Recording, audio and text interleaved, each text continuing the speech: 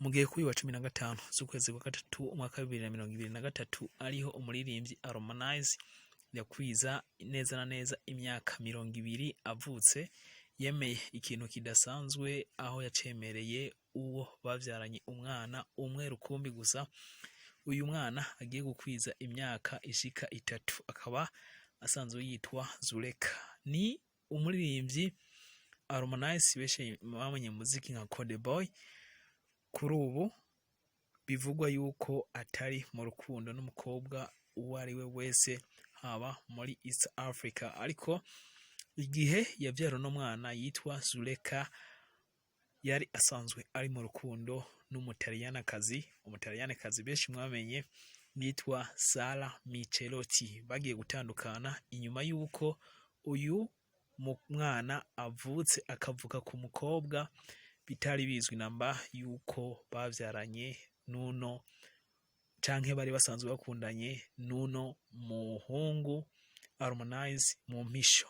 Ibire vyatumye no mwigeme wiwe bari basanzwe bari kumwe mu rukundo ari we Sara Michelotti asanzwe ari umutaliyanaakazi ababara agira akafata ingingo yo guheba Harmonize. Uyu munsi rero reka tugaruke ku ngingo Harmonize yafashe aho yemeye yuko agiye guha ikintu kidasanzwe umukunzi wiwe bavyaranye umwana. Uyu asanzwe yitwa Zukonde, bavyaranye umwana, yanditse ati: "Happy birthday, Dad. I thank you for everything that you have given me. You always been there for me as a dad and a best friend as well. There is no other bond like ours. I love you, Harmonize." Ati: "Reka ndagushimiye ku isabukuru nziza y'amavuko, wewe mugabo wanje, wewe wampaye buri kimwe cyose nari nkeneye. Nubu ndagufata nk'umugabo, nkongera nkagufata nk'umugenzi wanje.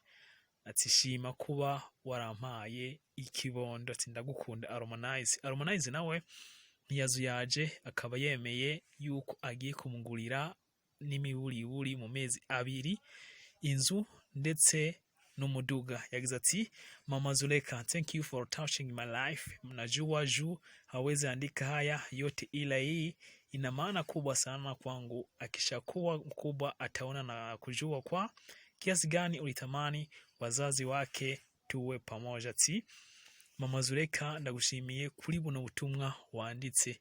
Ndazi yo Zuleka abari ngaha yo kwanditse ibi, ndetse yo nakura azobona kungene wa umuryango wacu wamye ushaka iko tubana hamwe. Ingawa ungipanga na Mungu mtukufu anapanga kama ilivyo wazi. Hatujawahi kuwa wapenzi kihivyo, but I promise you maisha yamefundisha kukuona na watamani, na ninastahili kubadili maisha yako kama ulivyofanya niitwe baba. Okay, Kale in the house, business vipo mikononi mwangu. Ni tumafu, inshallah huwezi zaa na konde ukawa unatia huruma." Ati nivyo koko ntitukiri abakunzi nkuko vyari bizwi, ariko ndizeye nakekeranya yuko mu mezi 2 ibintu byose bizoba vyagiye mu nzira, ndetse inzu hamwe n'umuduga bikazoshobora kukugurirwa.